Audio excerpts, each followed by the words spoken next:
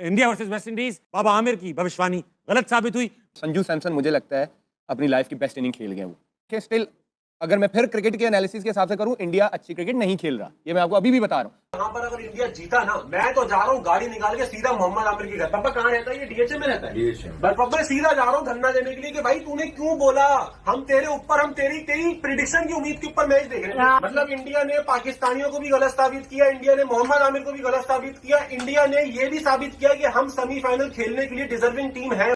97 आज संजू सैमसन 100 नहीं कर सके, लेकिन उनका ये 97 किसी भी 100 से ज्यादा इंपॉर्टेंट है। तो बहुत ज्यादा चीजों का बर्डन लेके इंडिया की पहली इनिंग्स खत्म हुई थी। प्रेशर था और उस प्रेशर को जितनी खूबसूरती से संजू सैमसन ने अपने ऊपर लिया, और सबसे खूबसूरत बात, रिलीज शॉट आज के दौर में अगर किसी बैटर के पास है, वो अच्छी क्रिकेट ही खेलेगा। इतना सन्नाटा क्यों है हमारे घर भाई? इंडिया जीत गया इसलिए। मैं जो मम्मा लाहौर जा सकती हूँ मम्मा, मैंने 1-2 लोगों से मिलना है, लेकिन मिल जाए मैं उनको बताऊँ। मैं तेरी श्रीलंका में आग लगाई। मैं उनको नहीं छोड़ूंगी, कहीं मुझे मिले वो जरा 2-3 क्रिकेटर्स हैं। अच्छा इंडियन से पंगे ले लेते हैं। मार्क माय वर्ड, वो कह रहे थे कि इंडिया नहीं पहुंचेगा तो बस आज नहीं आएगा वो, सैल्यूट करूंगा। आज नहीं आएगा वो। तो आमिर बाबा, आज आपकी सारी बाबा बनी फेल हो गई, ठीक है? आज आपके सारे तुक्के फेल हो गए, क्योंकि हमने आपको बोला था कि भारत को आप आसान ना लीजिए। भारत एक स्ट्रॉन्ग स्ट्रक्चर के थ्रू अपने प्लेयर्स को लेके आता है। भारत के प्लेयर्स को आइडिया है कि किस तरह अंडर प्रेशर अपनी नर्व्स को कंट्रोल रखना है। संजू सैमसन 97 नॉट आउट 50 बॉलों में।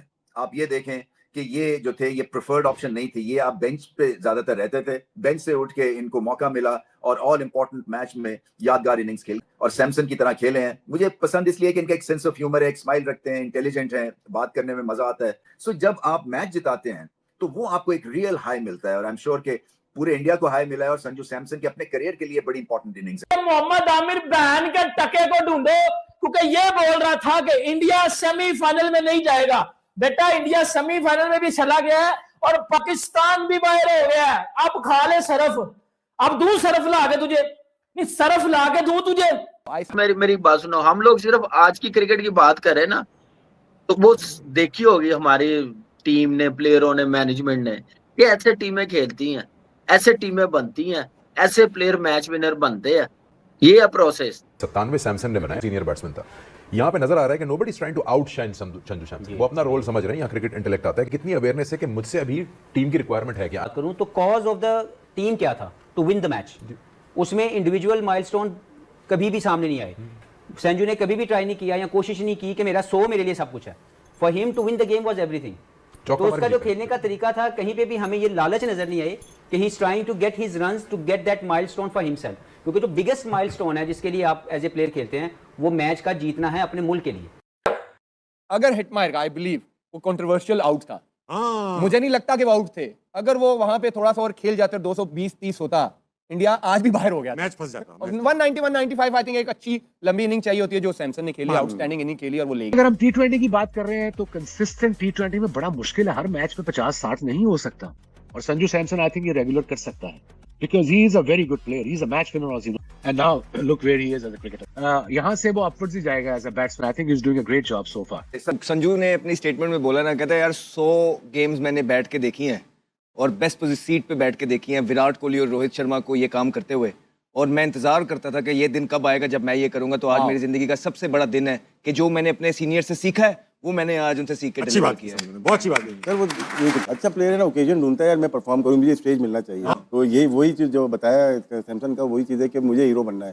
और पूरी दुनिया देख रही होती है, क्रंच मैच था वो, ये नहीं सिर्फ बैटिंग करके अपने रन करके नहीं है, उसको जितवाने के लिए हीरो बनना है, मुल्क जितवाने के लिए। देखिए still believe India still hot favourite नहीं है इस टूर्नामेंट की, मेरा ये बिलीव है। स्टिल हॉट फेवरेट नहीं है। नहीं है हॉट फेवरेट। यार 2009 में हम हॉट फेवरेट नहीं थे, हम जीत गए थे। 2017 में हम हॉट फेवरेट नहीं थे, जीत गए। इसका मतलब नहीं कि इंडिया जीत नहीं सकता, लेकिन मेरी नजर में वो अच्छी क्रिकेट अभी भी नहीं खेल रहा। जब आप खेलते हैं तो आप एक टीम अपनी स्ट्रेंथ और वीकनेसेस को देख के आप डिसीजन मेकिंग करते हैं कि यार मेरी स्ट्रेंथ है क्या, बेसिकली हम एबिलिटी क्या है, कैपेबिलिटी क्या है। इंडिया के पास ऑब्वियसली ये एबिलिटी थी कि वो 250 एक अच्छे बैटिंग ट्रैक में इस बॉलिंग लाइनअप के अगेंस्ट कर सकते थे। So is West Indies. तो इन दो टॉस जीत के मेरे ख्याल में जो बाकी जो बॉलिंग ऑप्शन की आपने बात की वो गए, उन्होंने मेहनत इतनी की है, इवॉल्व इतने हुआ, और आई एम श्योर अगर हार्दिक पांड्या को ये लोग कहें कि आपने डेथ ओवर भी करने मतलब नेक्स्ट ईयर या इस तरह, वो प्रैक्टिस करेगा उसकी, और वो ये नहीं कहेगा कि मैं नहीं कर सकता डेथ ओवर। सो बेसिकली बात ये है कि इवॉल्व होना कितना जरूरी है। अगर हार्दिक पांड्या सिर्फ बैट्समैन होता और कम बॉलिंग करता तो शायद आप सवाल कर सकते हैं, ये पक्का ऑलराउंडर है, मतलब जिसको हम कहते हैं ना प्रॉपर ऑलराउंडर, जो बैलेंस आपको टीम के अंदर रख के देता है, वो हार्दिक पांड्या। पहले इमाद ने जो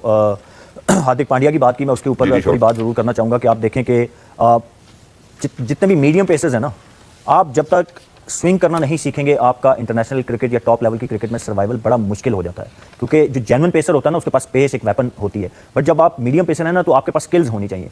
तो Hardik Pandya is a prime example के the way he started middle overs में उनको मार पड़ती थी, वो इतनी पेस नहीं थी, स्टार्टेड विद 140, बट अब वो उनकी पेस भी रिड्यूस हो गई कि 135 132 तक आ गई है। ये हर किसी के साथ होता है जब आप लगातार क्रिकेट खेलते रहते हैं। तो आप क्या करते हैं कि उसने एक स्मार्ट मूव किया कि he started learning the art of swing bowling. तो वो जो है वो उन्होंने, आप देखें कि पिछले मैच में उनसे नया बॉल नहीं करवाया, आज उन्होंने रियलाइज किया कि उसकी बेस्ट यूटिलाइजर, क्योंकि बुमराह को आप जहां पे भी बॉलिंग करवाएंगे उस पे तो कोई दो राय नहीं है, वो तो आपको करके देंगे, but since Hardik Pandya now ball well with the new ball, और ओल्ड बॉल के साथ अभी उनके पास इतनी वेरिएशन नहीं है, तो मिडिल ओवर पाकिस्तान में हमारे बैठा हुआ एक क्रिकेटर मोहम्मद आमिर, जो क्राउन प्रोसिक्यूशन का पार्ट रहा, जिसके ऊपर मुल्क को बेचने के इल्जामात थे, उसका काम क्रिकेट खेलना है, उसका काम जो है ये वाली प्रेडिक्शंस करना नहीं है, उसका काम है मैन टू मैन मार्किंग करके क्रिकेट की बात करे, क्रिकेट में क्या हो सकता है। तू शॉर्टर फॉर्मेट में बच्चों करना शुरू हो गया। नजीब, ड्यू फैक्टर था, हर चीज थी, लेकिन इन्होंने कैलकुलेशन करी हुई थी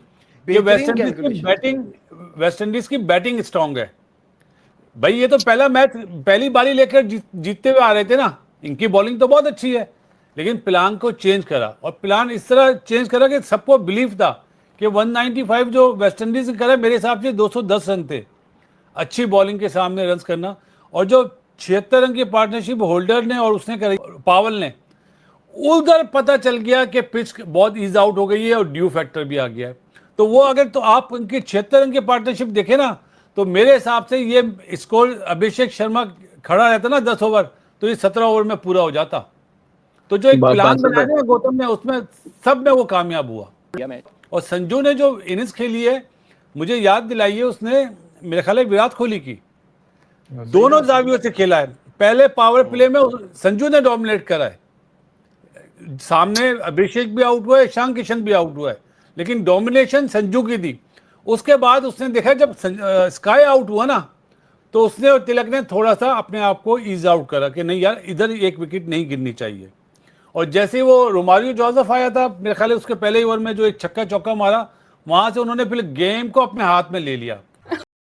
दोस्तों, आप लोग जानते हैं भारत ने वेस्ट इंडीज को हरा करके एक बहुत ही बड़ा मुकाबला जीता है, और इस मुकाबले के साथ ही भारतीय टीम सेमीफाइनल में प्रवेश कर चुकी है। और इस समय पूरी दुनिया में भारतीय टीम की काफ़ी ज़्यादा प्रशंसा की जा रही है। जितने भी क्रिकेट नेशन कंट्रीज हैं, उनमें भी भारतीय टीम को लेकर के बातें की जा रही हैं। और दोस्तों, आप लोग जानते हैं कि मैच से पहले जो मोहम्मद आमिर है, पाकिस्तानी क्रिकेटर जो पूर्व क्रिकेटर रह चुके हैं, उन्होंने एक प्रेडिक्शन की थी कि भारतीय टीम सेमीफाइनल में नहीं पहुंचेगी। लेकिन दोस्तों, भारतीय टीम ने एक ऐसा प्रदर्शन किया, संजू सैमसन की ऐसी पारी आई कि जिसके बाद भारतीय टीम शान से सेमीफाइनल में पहुंच गई है। और आने वाला मैच जो भारत का है, वो अब इंग्लैंड से होने वाला है सेमीफाइनल के अंदर।